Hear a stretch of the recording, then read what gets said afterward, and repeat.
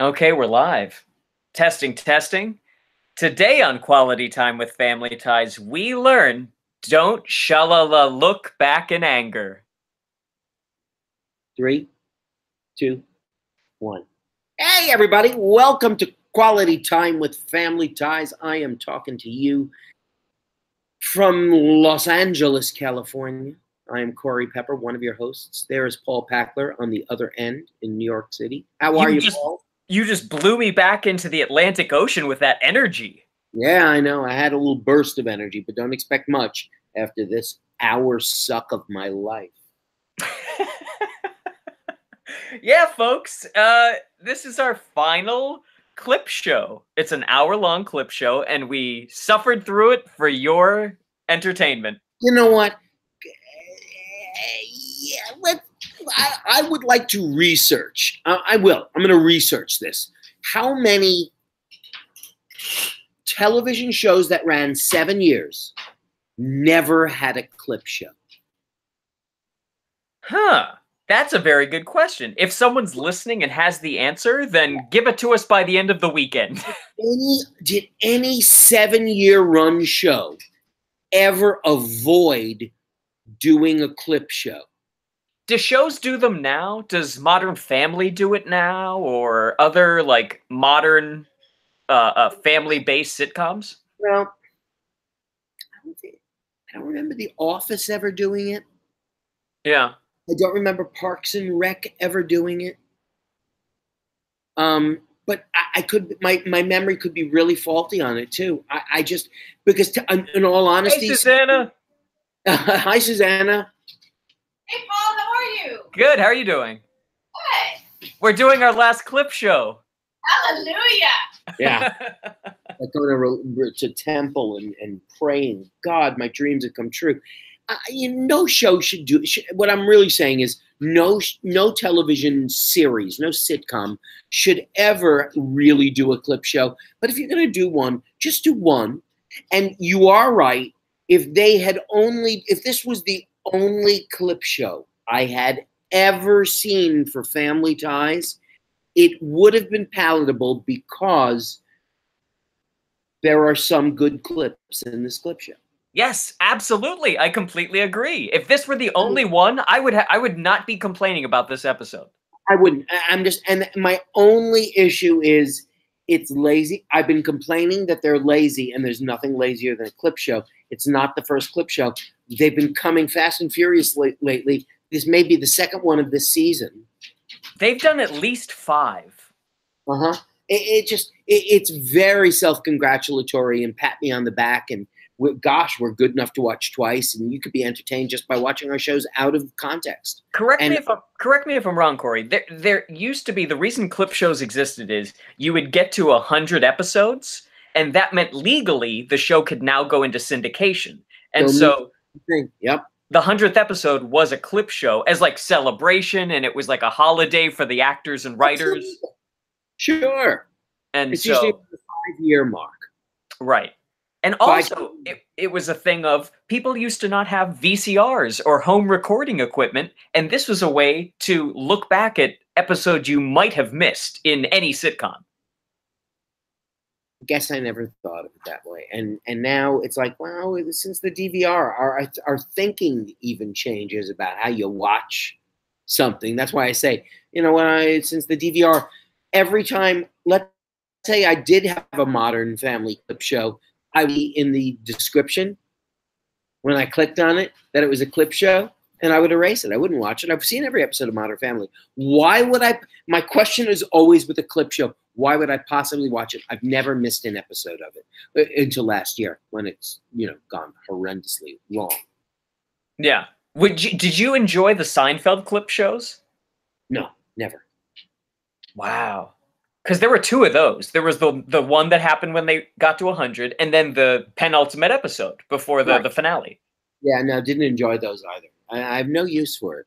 I didn't enjoy the Friends clip shows. It's not for me. It's just not something. I think you can't weave any magic out of this. I don't think anybody can make one of these work. The only thing I can think of is, did Larry Sanders have one? because he would have been the one to have had some sort of a take on a clip show, or it's the Gary Shandling show. Right. He was so creative that he could have done a clip show on It's the Gary Shandling Show and done it in such a way that maybe everything wasn't a clip, maybe some were clips, maybe some were new clips. Community's done that. The Dan Harmon show, where they did a clip show where there were they showed a bunch of episodes that were never actually made. And so they were like adventures that you had never seen, but in the world of this are things that they had done. So it was like premises for other episodes. It's funny. I know you were a fan of Community, right? Yeah. And I tried it a couple times, and I have a natural predisposition to detest Chevy Chase and anything Chevy Chase touches. So I start disliking the show. Now, in retrospect, I look back upon Community, and Donald Glover is an amazingly talented young man. Mm-hmm. And I have a crush on Jillian Jacobs. I took acting classes with her when we were kids. And I have a crush on Alison Brie. Oh, she's amazing. So I somehow or another feel that I need to revisit Community in some way and forgive it. How many episodes did you watch when you watched it initially? 3, and never in an arc. Okay, because what happens is that show starts off as like a kind of normal, almost like a Bill Murray type show. It's almost like a Meatballs or that 80s Murray vehicle where it's like the dickish guy in charge of a ragtag bunch of misfits. Right. And what happens is it becomes so much more than that by like the 5th episode. It starts to... Episode of season 1? Yes. Okay. I'll have to give it a little bit of a chance. It deconstructs sitcoms, it deconstructs itself, it does a bunch of theme episodes and stuff, and so it becomes a meta show as opposed to just this show about a bunch of idiots. Okay. I'll give it another chance. It's amazing that nowadays we can do that. And that's the thing. I was going to say when we were talking about VCRs and DVRs and all that stuff is like, I legitimately remember as a child when Family Ties went off the air being like, I'm never going to see this show again. Well, do you have a Roku or Apple TV, or how do you stream? Do you stream? A bunch of different things. There's like Apple TV. We've had Amazon Prime, Netflix. We had cable but got rid of it and stuff. So like bouncing. Hulu, Amazon, and Amazon? Yeah. Hulu, Amazon, and Netflix? Yeah. Okay. Because I think you and I talking about maybe doing something together after we finish Family Ties. Streaming. Something streaming. Yeah. The least amount of work that we have to do. Well, in terms of and I say this both comically and totally honestly, the least amount of effort I have to get to put pants on. That's the great unspoken thing about all of these episodes is you're never wearing pants. I'm never wearing pants, and I'm generally speaking vaguely sober. Well, we knew that. So I have to admit that, it's like, okay, so, going house to do this, it's not the primary. So we'll have to revisit that when we get the chance. But this episode is an hour-long clip show entitled, what's it entitled? Wrap Around the Clock. And it's based, the entire hour, upon Andy putting together the Andy Keaton time capsule, the Keaton time capsule. Yeah. I just want to do a quick talk about the title for a second, because it doesn't go anywhere, but it's just a cool thing. So Wrap Around the Clock, it's spelled W-R-A-P. There's no rapping done in this. It could be, it's obviously based on the song Rock Around the Clock by Bill Haley and the Comets, right? But the rap, maybe it's like hippies where they talk about ideas. Like, that's one of my favorite hippie expressions is, come on, man, let's rap about Vietnam. But it could be that Gary David Goldberg is like oldly using like rap as in instead of rocking, now we're rapping because rap is the cool thing. But he misspells it. But then there's this Lou Reed song on an album called Mistrial called The Original Rapper, again spelled with a W. And so it's Lou Reed at the age of like 40 trying to say, hey, this rap thing, I did that back in the 60s. And there's a music video for The Original Rapper, and it's the craziest goddamn thing you'll ever see. He's got glitter on a hat, and he keeps spilling it everywhere. And then there's guys on roller skates. It's awesome. I think you should tell me more stories like that, because really the whole point of this hour-long thing is that we have to kill time to do this podcast tonight. Well, that's why I'm trying to like really just fill it up with bullshit. Okay, because I want to make sure we're on the same page, because the clips, in all honesty, I fast-forwarded through it because I've parsed them once before. I don't need to parse them again. What I said wasn't that fucking interested time one. Yeah. Yeah. That's so the thing that I find interesting about Andy Keaton's project for school is that he's putting it in, so it's a time capsule for his first grade, let's say, and it's a cardboard box with a hole cut in the side. How long is this cardboard box gonna last? Buried in the ground? Yeah, right. Maybe through February? Yeah, I mean, I would assume because kids, they have weird warped senses of time, so everything feels longer because your lifespan is shorter. Maybe for a first grade time capsule project, they'll open it at the end of the year and be like, hey, this is the stuff you cared about back then. But it's weird. At the beginning of this, this is episode 22, by the way, season 7, 22, which, by the way, if you're counting, and I did do a little jig this afternoon, that would mean 2 more episodes. That's right. A half an hour and then an hour-long series finale. I can see light at the end of the tunnel, boys.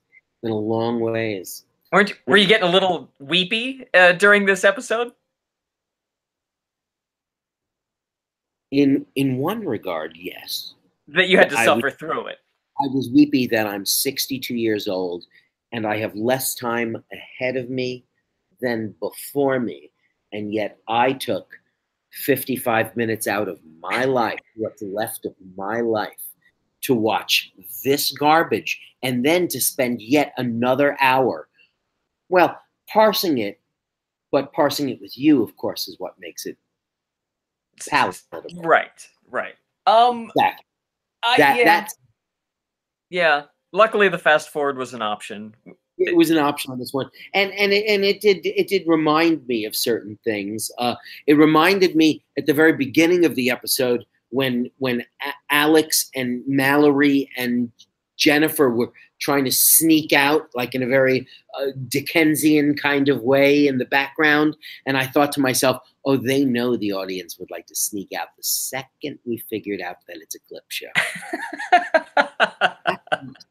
They represented us of wanting to go boom, boom, boom, boom, boom, get out of there quick. And yet, nope, they have to freeze and they share their feelings and their ideas about Woodstock, and they have to watch a slideshow. Yeah, so we cut back to first season slideshow episode. First season, very early in the run, and you know it's season 1 when you see Michael Gross without a beard. This whole clip show today, Corey, was nothing but haircuts and outfits. It was. And I remember, you know, if I'm taking a look down memory lane, and I guess this would be our opportunity, just like it was their opportunity to take a look down memory lane. If this was our opportunity, there wasn't a single time that we didn't comment about their haircuts and about the wardrobe. Yeah. I figured, you know, it takes place in the 80s. We should be talking about these things. Look at this. Look how the fashion develops. And you see it in stark relief in this episode. Yeah, and you get Michael Gross with clean shaven, and Michael Gross aging actually completely age appropriately and getting more handsome as the series actually went on, going from actually strange looking to sort of handsome as the show was. Yeah, and Elise Meredith Baxter, I didn't notice a change over the 7 years. Not a one. Nothing. And then the kids obviously grow up. That's, you know. That's to be expected. You know, it's funny when you cast these kids, you have very, very little idea. There's it's almost like drafting baseball players out of high school. You have it's like throwing darts at a dartboard. You have no idea of how they're going to develop. Mm-hmm. And the same for kids in a sitcom. You have very little clue of how they're going to develop, what they're going to look like, what kind of talent they may have instinctively, whether they have reading abilities or they don't have reading abilities, whether they take an interest in what they've been thrust in by perhaps a parent, perhaps they're interested, perhaps they're not. Who knows? It's so funny, you know. As my kid is on a show with 3 kid actors, and we're going into season 3. We've started season 3, and I'm watching these kids grow up, and it's sort of it's a very interesting process to watch the children grow up and to hear the writers hearing the kids develop their own voices as both a character and as a person as the kids get older. Interesting. Where it's impossible not to develop a personal relationship with the kids. Right. And because you know what's going on in the kids' life when they're not at the studio filming the television show, you sort of kind of end up writing that kind of stuff, because what's easier for the kid who's interested in fashion to talk about fashion? Yeah. What's easier for the kid who's interested in politics to talk about politics? And, you know, what's easier than the creation that we made of Alex P. Keaton because we laid it out for you on a silver platter? Right. So it's just, I think as time went on, I really do think that they're using, just like on my son's show, they're using the real life kids, and they're writing the stuff that the kids can do, and that matches up with who they are in real life. Just like the stories are usually about what the writers are experiencing in real life. Sure. Yeah. It just seems to be, you know, something like that. And so we get this, the protest, a war protest slideshow, and we come back to Andy asking Elise and Steven, you know, what were you protesting? And somehow or another we segue into Alex would protest things as well. And what would Alex protest but the clip of the ERA show where Alex had was it one of his very early girlfriends, played by Tracy Nelson, the very attractive Tracy Nelson. Right. And the first of, by my count, when I thought back on it, 3, I'll at least say 3 attractive girlfriends who we see in this episode, 2 of whom we liked and 1 of whom was very vanilla. Yeah, yeah. The one thing I wanted to say about the why did you protest, like Andy asks them, why did you protest so much upon them recounting the Vietnam protests and their clips from when they watched the slideshow. And she's and Michael Gross says, well, I guess it was mostly the time.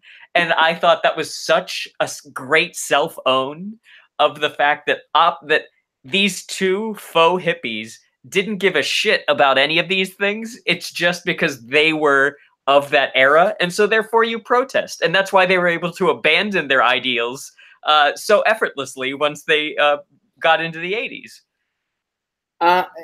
Sort of amazing. And then we go to that ERA scene where he's really just sort of like sucking up to the women's group. Right. And I want to say, when talking about hair and stuff, I felt nostalgic because the hair that Michael J. Fox had was obviously the same like dye job and style of Teen Wolf. That was his Teen Wolf era. Yes, it was indeed. Very second season, third season, somewhere in there. Exactly. And we go from the ERA protest to the jail scene, where that's where we meet a girlfriend, Dina, who only did 1 episode. Is that not true? I think so. 1 episode with Dina. Because when he Tracy revealed Nelson, that he didn't actually care about the ERA, she slaps him and breaks up with him. Right. Adorable daughter of Ricky Nelson of the Nelson family of Ozzie and Harriet. Oh, gosh, yeah. I figured when you said Nelson, it started to click for me. What was his songs? What was Ricky Nelson's song? I don't remember it all. It was like teenage girls, not my cup of tea. I don't know. And then there's a voiceover. This show had a couple of times where we connected clips using voiceover, just to which showed me even more laziness. Like, wow, we're not even going to bother to segue. We're just going to like do a scene, and then we're going to go. And then remember that time you were reading to Andrew. You know what? Let me say this for this episode, though, Corey, is our big complaint for the half a dozen other clip shows that we've suffered through in our 7 seasons. This episode, they actually use manageable, digestible clips where it's like, here's a quick thing, and then we're going to move on. We've made our point. You're right. I don't believe in this clip show they did something that you and I have found really irritating in the past, where what they did in the clip show was they took scenes from the same episode and edited them together without the B plot being edited in at all. So it was just A plot scenes that were edited together, strung together. And this time we just saw a manageable chunk of a show. Right. And then something else. And they may have segued to something that didn't make a lot of sense, but at least they segued to another chunk of another show and had a voiceover segue. Yes, exactly. And then there was the time that Dad was interested in magic. And I'll be honest, folks, there was at least 40 to 50% of the clips in today's episode that I did not remember. We could talk about that and come up with reasons, but I didn't remember a lot of them either, but the reasons are not complimentary to me. Do you remember all the magic? I don't remember the magic stuff. I remember a lot of stuff. I was on a heart-lung machine for 66 minutes. So for fuck's sake, Corey. I pull this one out of my sphincter and use it whenever I can't remember something. I just always use it. Maybe it's true, maybe it's not. I don't know. I saw it originally, who knows. Speaking of not remembering things, I just came across the newswire that Judge Kavanaugh is now claiming. Okay, you want to hear this one? He's now claiming he couldn't have assaulted anybody because he was a virgin in high school. I can't even. This fucking guy. Jesus Christ. Can I ask you something? I have a couple of questions to ask. I hate to, I don't hate to go to diverge. I don't hate to diverge from, family ties. What I hate to do is to pound, politics on anyone who might be listening to us. However, I have to ask a couple of points on this one. First of all, is he trying to convince us that a virgin isn't capable of assault? You know what it is? It's kettle logic. One of the wondrous things that we've all been afforded the opportunity is to learn different types of bullshit thanks to the Trump administration, or regime, as I like to call it. And kettle logic is when someone comes at you with an issue, your defense against it is to say, well, I wasn't there, and if I was there, then it wasn't me, and if it was me, then it's not that bad, and if it was me, then I don't even remember if it was, and this happened so long ago. And so these people, they try to give as many different responses and defenses that internally have no logic and don't in any way keep together a sensible reality. So that way the person who's accusing now has to keep putting out different fires, and the person defending has no desire to be truthful. It's just giving you so many different things that you have to put out in order to get to the truth. And so Trump does it. This bullshit that Kavanaugh's been doing for a week is all part of kettle logic. So here's my secondary question that I've been asking privately, but I'm now going to ask privately in this manner. I don't want Judge Kavanaugh to be confirmed, but I don't want any selection of Trump to be confirmed. So it ultimately, I don't want a sexual assaulter to have a lifetime position on the Supreme Court when, in my opinion, there's already at least one sexual assaulter on the Supreme Court. I do not want to give another one a lifetime appointment when the President of the United States said he had a list of 40 names. Surely there's another person on that list who will vote to overturn Roe v. Wade. And let's face facts, that's the only thing that matters to these people. Sure, someone else who will vote to overturn Roe v. Wade, who is not a sexual assaulter. So why don't they just pull the fucking nomination and throw it to someone else who's better vetted? Well, I think in this case, I've read some takes and done some thinking, and I think ultimately the fact that this guy is a sexual assaulter is the selling point for Republicans, because they're all fascists at this point. The only thing that matters is power and to win. And so when people talk about, doing things to own the libs, that is their only guiding principle, is to defeat their opponents, to defeat their enemies, and to do it brazenly, to show that they have all of the power and you can't do a fucking thing to stop them. Now, if they were to do what you said, it would be the logical thing of being like, yeah, this is just a bunch of stuff that we want to get through the Supreme Court in 5 years, 25 years, whatever. No, the point of it is, fuck you, we're going to put a rapist on the court and you can't do a fucking thing. And does it make you upset? Good, fuck you. And that's their whole guiding principle. The entire 50-year project that William F. Buckley helped create, of all of this artifice, of that there's some sort of like guiding principles of what conservatism is and libertarianism and all this stuff. It was all bullshit. It's patriarchy, it's white supremacy, and it's fascism.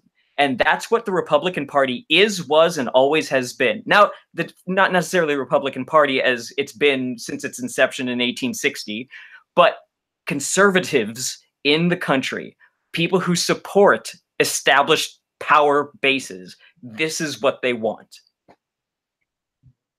This is exactly what I have always assumed it was, which is a bunch of good old white boys sitting around yucking it up privately with each other about what good old white boys do, thinking there but for the grace of God go I, getting an accusation against me, thinking, oh my God, if we start accusing people, my sons are in big fucking trouble and my brothers are in trouble, and we as men with peni have to protect each other by shutting the fuck up about it and not saying jack shit to protect the little ladies who, let's face it, were wearing short skirts and I could see their panties. Right,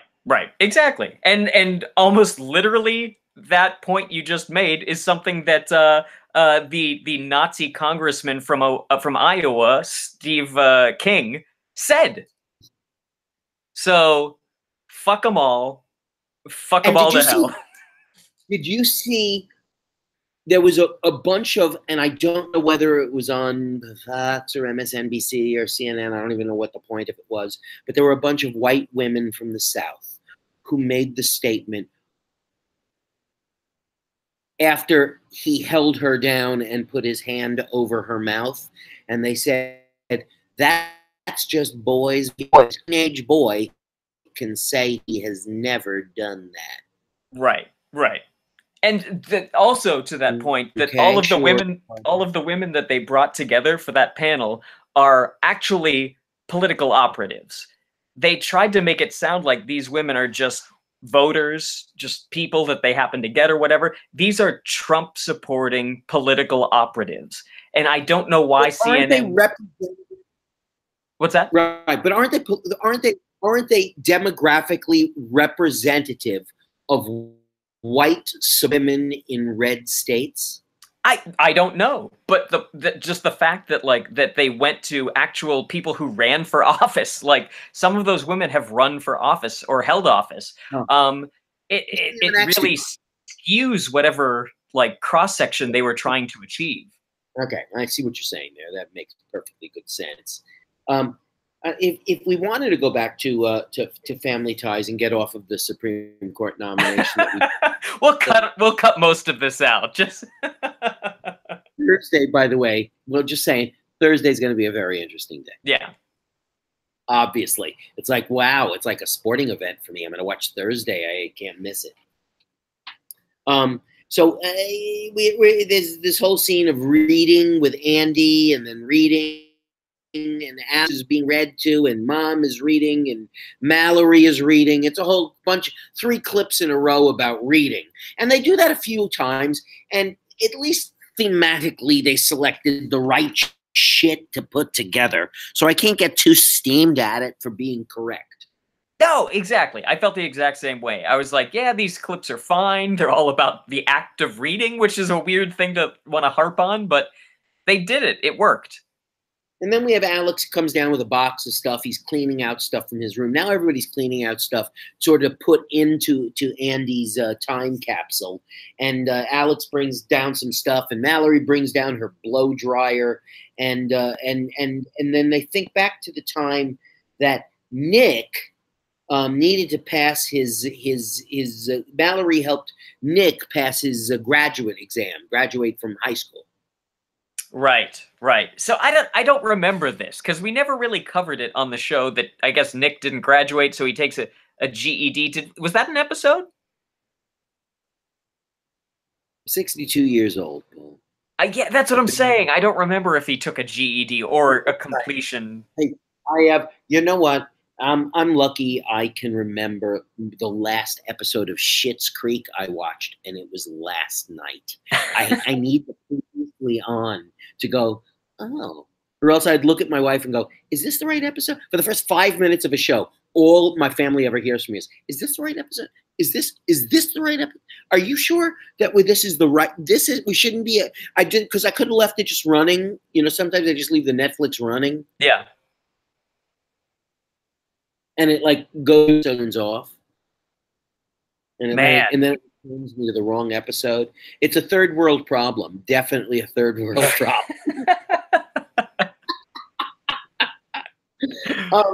So we have this clip of Nick passing his GED, and then we have this Mallory clip, and then we have we're in the living room, and Dad is helping people, and then we have a clip of a big philosophy talk between Jen and Dad about Kierkegaard and subjectivism versus classical theories of objective reality and stuff.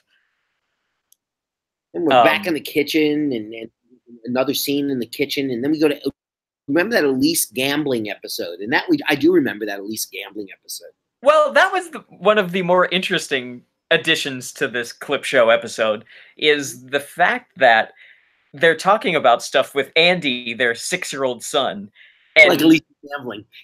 And Dad goes, "Oh gosh, hey, remember there was that time that you were addicted to gambling?" like this isn't some trauma that the family just repressed for the rest of their lives. Like they weren't like we're never going to talk about that weekend in Atlantic City ever again.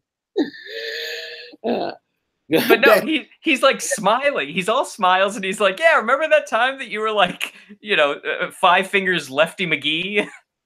By the end of the episode, Andy's going, "Bet red, bet on the red." But with that clip back to the gambling episode, I think maybe we should take a commercial break because we have like 4 breaks in this episode. Well, actually, we're like 2 clips away from the show 1 and show 2. Okay, let's do that then.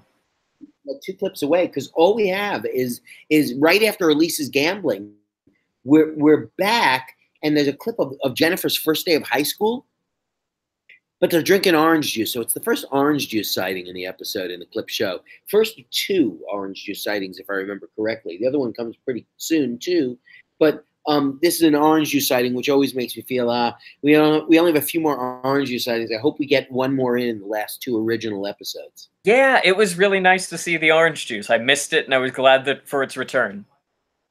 And after Jennifer going to high school, we go to Steven's magic, where you said you didn't remember Steven being a magician. No, I remembered the box thing that he puts Jennifer in and she disappears, but all the other, like the balloon stuff with Alex and all the coin stuff, I didn't remember any of that.